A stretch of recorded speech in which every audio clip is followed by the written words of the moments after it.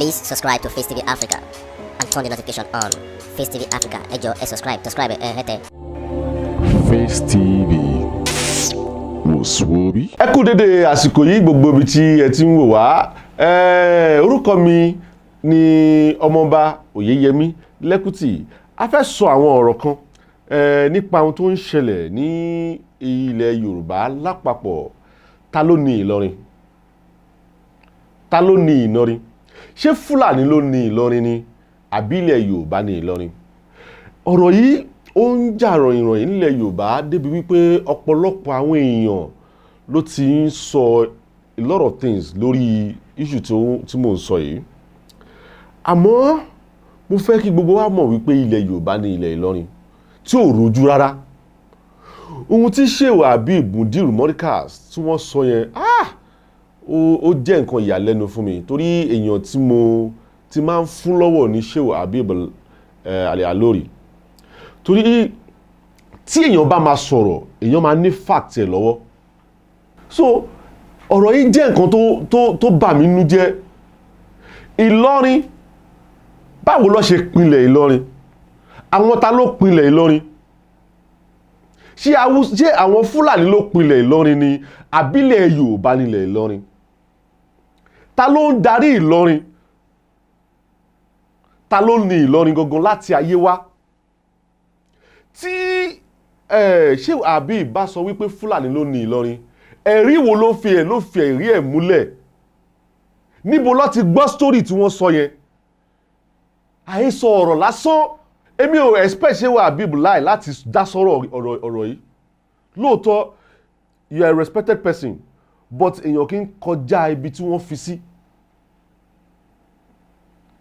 Èèyàn kì í kọjá ibi. Tẹ́ bá tẹ̀yìn àti àwọn Fúlàní, àwọn Emir of Ìlọrin bá ti jọ ní àjọṣepọ̀ tó dánmọ́rán, ìyẹn ò ní pé kẹ́ wá kó gbogbo àǹfààní ilẹ̀ Yorùbá kẹ́ wá kó fún wọn.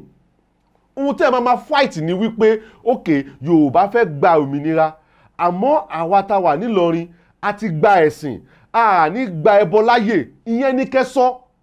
Kò ń ṣe wípé ẹ máa sọ wípé ilẹ̀ Yorùbá kọ́ ní Ìlọrin. Kí ni ìtumọ̀ Ìlọrin? Èdè wo ní Ìlọrin? Ká má tiẹ̀ tí lọ sí story. Kí ni kan pè ní Ìlọrin? Ìlọrin níbi tó ti ṣẹ̀ wá, ó sì ní nǹkan tó fà á tó fi sọ bẹ̀dì Ìlọrin.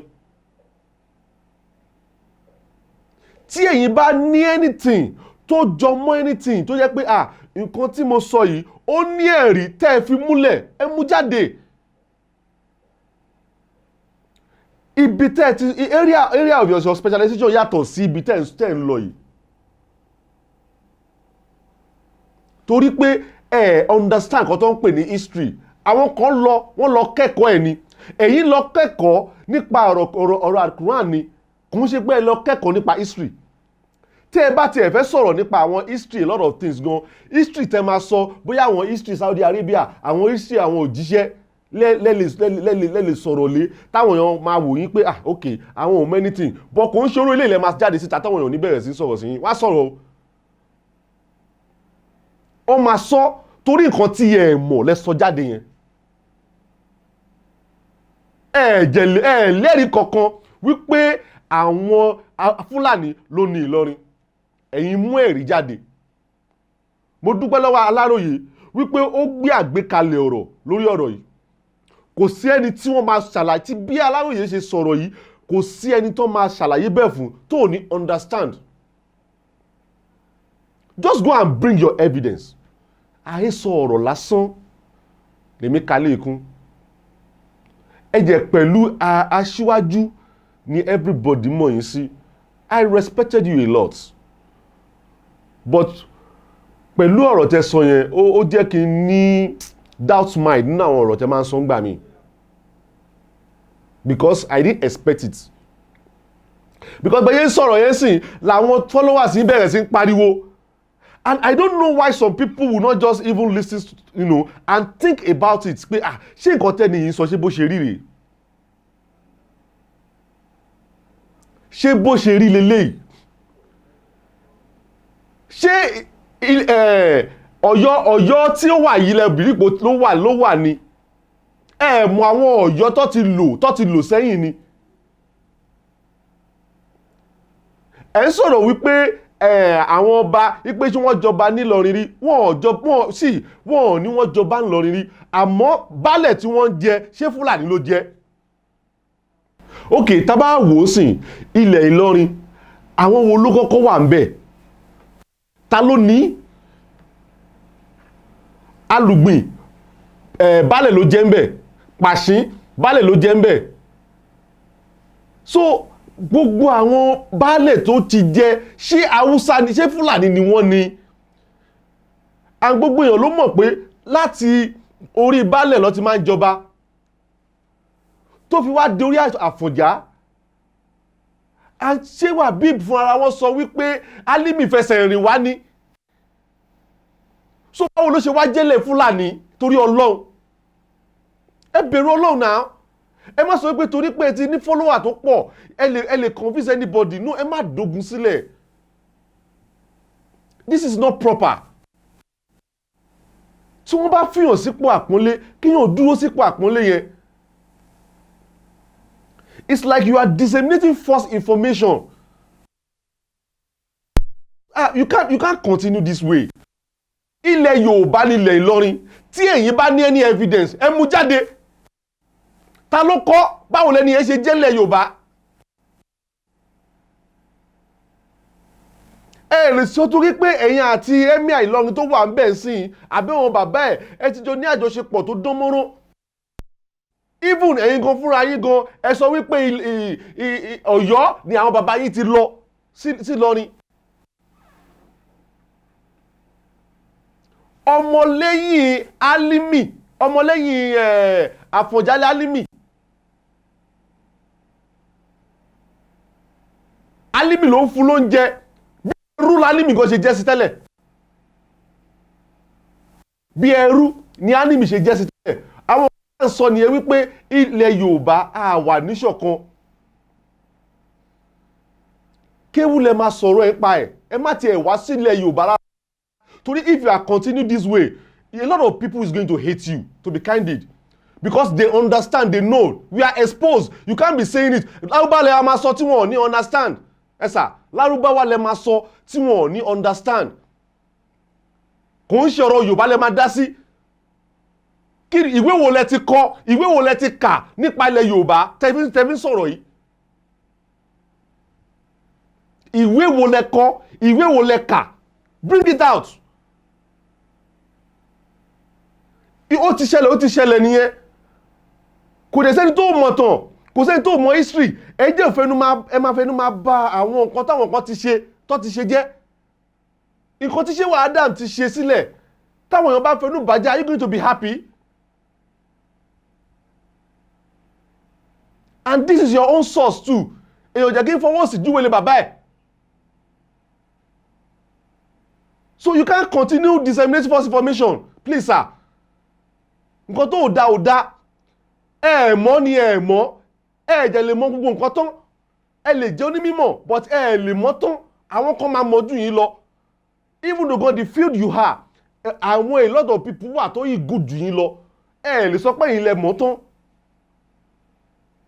bèlè tàṣe ìtẹ́ẹ̀tẹ̀ tí mọ̀ rárá ẹ mọ̀ anything nípa story ilẹ̀ Yorùbá rárá pẹ̀lú nǹkan tẹ́ sọ yẹn àwọn ọmọ kékeré tó ṣe ń study university wọ́n good jù yín lọ very certain tí máa gbé jáde àwọn ọmọ kékeré tí wọ́n ti ju 22 àti sọ̀rọ̀ àwọn professor tó understand tó gba PhD ní Yorùbá o àwọn ọmọ kékeré tó jẹ́ pé 23 years old ni wọ́n tó bá gbé yín síra wọn wọ́n máa beat yín hands down lórí story ilẹ̀ Yorùbá pẹ̀lú ọ̀rọ̀ tẹ́ sọ jáde yẹn ó hàn dájúdájú wípé you don't know anything about the history of Yorùbá tẹ̀jẹ̀ wá sọ̀rọ̀ nǹkan bẹ́ẹ̀ yẹn jáde sí public ṣé o ẹ jọ̀ọ́ mo bẹ̀ yín ni o ẹ má ti sọ statement yẹn jáde mọ́ ohun tó ò dání ilẹ̀ Yorùbá nílẹ̀ Ìlọrin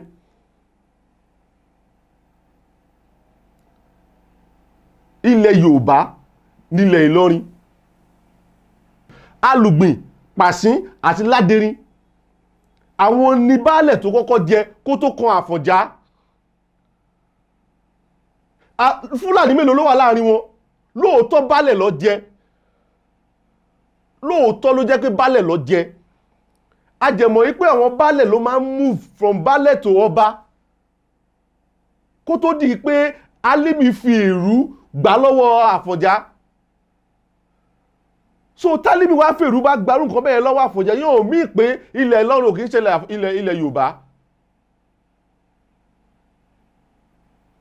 so èmi àrò gbọ́ àwọn tó ń tẹ̀lé Shehu Habib kọjọ́ calm down torí mo rí tó ń pariwo ẹ̀jẹ̀ ń pariwo lórí irọ́ àbà ẹ̀jẹ̀ àbà kí ló dé lórí nǹkan tí ẹ mọ̀ ẹ̀jẹ̀ ń sà wọ́n táṣíwájú èèyàn bá sọ̀rọ̀ tí kò bá da tí kò tẹ́yìn gan fúnra yín because a lot of people tó wà bẹ́ẹ̀ ló máa jókòó pé ṣé nǹkan tí Shehu Habib ń sọ yìí ṣé nǹkan tó right ni a lot of people ló máa sọ kéèyàn máa sọ story ẹni tó ti 85 kéèyàn 60 something máa sọ story ẹni tó ti 85 kó máa sọ bó ṣe bí ẹjọ́ èmi máa sọ tèmi lórí ọ̀rọ̀ ilẹ̀ Yorùbá eléyìí èmi ò ní kílẹ̀ Yorùbá pín o but wípé Yorùbá kọ́ ló ní Ìlọrin irọ́ tó jìnà sóòótọ́ pátápátá ni Shehu Habib irọ́ tó jìnà sóòótọ́ tí ó bá jẹ́ wípé lóòótọ́ ni ẹ mú ẹ̀rí jáde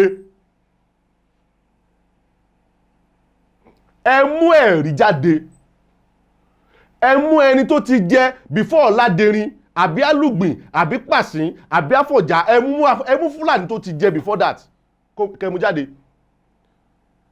River Niger nílẹ̀ Yorùbá pààlà ní àwọn Ọ̀yọ́ bá pààlà lọ́jọ́ òun bring your evidence let us see it ẹ má fa wàhálà ẹ má yẹ kí wàhálà bẹ́ sílẹ̀ nílẹ̀ Yorùbá ẹlẹ́kọ̀ọ́ nìyí ẹni tó ń ṣe wáàsí nìyí ẹ ṣe wáàsí tó máa bring unity kò ń ṣe wáàsí tó máa pín nǹkan ohun tẹ́ ẹ máa sọ ní pé ẹ fẹ́ bọ nílẹ̀ Ìlọrin period kò ń ṣe wípé ẹ máa sọ wípé Yorùbá kọ́ ló ní ẹ tí wá ń sọ wípé ṣé ẹ pa lójú Aláàfin ẹ pa lójú Aláàfin ṣé Aláàfin fèsì fún yín ni ó fi ilẹ̀ kẹsàn kan tẹ́ fẹ́ sọ ní náà tó bá yẹ pé lóòótọ́ lẹ pa lójú Aláàfin Ọ̀yọ́ tẹ́ bá parí sórí yẹn lójú Aláàfin Ọ̀yọ́ tálààfin Ọ̀yọ́ ò bá fún yín lésì ìyẹn ò mean wípé Aláàfin agree nǹkan tẹ́ sọ ó fi ilẹ̀ kó má cause for controversy ni torí ọ̀rọ̀ tẹ́yìn ń sọ yìí wàhálà lẹ́yìn fẹ́ dá sílẹ̀ tí Aláàfin bá fèsì fún yín rí pé ó máa di pé ọba Aláàfin ẹ̀ lè fi wé yín náà ọba Aláàfin ó pọ́n rẹ̀ lérò ṣe bá yín sọ ọ̀rọ̀ yẹn torí ọ̀rọ̀ tó lè bá yín hágíù ni ní kò ṣe fèsì so ẹ má sọ pé kò jiyàn ó fi yín lẹ̀ pẹ̀lú ọ̀rọ̀ tẹ́ because ó mọ̀ pé rọ́ ni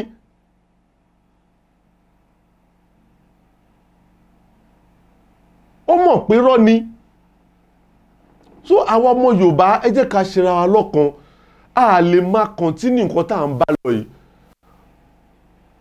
ẹ̀bọ̀dẹ̀ tá tó gbà fún Àfọ̀njá òun ló kọ̀ sí wàhálà tó ń ṣẹlẹ̀ yìí sìn so a ní rí jù báyìí lọ lórí ètò orúkọ mi ò yí padà Ọmọọba Oyèyẹmí Lẹ́kùtì ó dìgbà kan náà. àwọn kan tí wọ́n ń gbé Ìlọrin ilẹ̀ Yorùbá ń bọ̀ ní Ìlọrin ṣe jẹ́lẹ̀ Yorùbá ṣé lu Aláàfin kì í ṣe lè Aláàfin a lè wá Ìlọrin bí nítorí kó súnmọ́ ìtòsí ilẹ̀ Yorùbá kẹ́yìn kí kálukú máa sọ Yorùbá àmọ́ kì í ṣe lẹ̀ Yorùbá kò sínú ilẹ̀ Aláàfin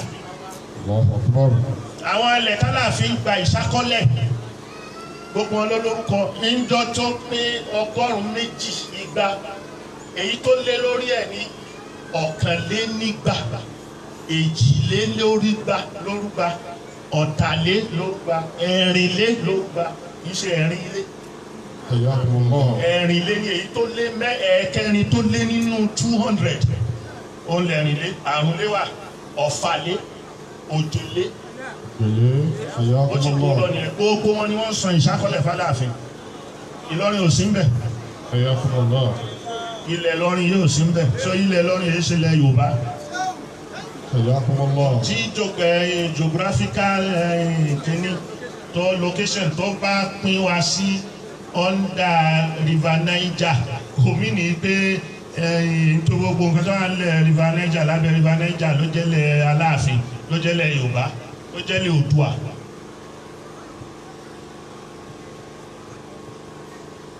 So ìkókùkò ìmúkùmú ọ̀nù. So kò dẹ̀ tẹ́ ará Ìlọrin lọ́rùn kí wọ́n pè òun ní pé kí wọ́n wá jẹ adé léhun lórí.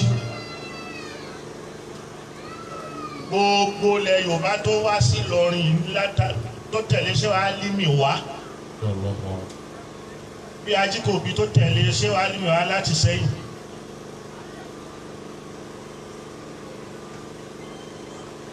Ṣé Ajíkòbí àwọn tó tẹ̀lé Ṣéhù Álímì wá láti Ṣẹ́yìn ṣé ó wù wọ́n kí wọ́n padà ní. Please subscribe to Face TV Africa and turn the notification on. Face TV Africa, ẹ jọ̀ọ́ ẹ subscribe hete. Face TV was Swoby.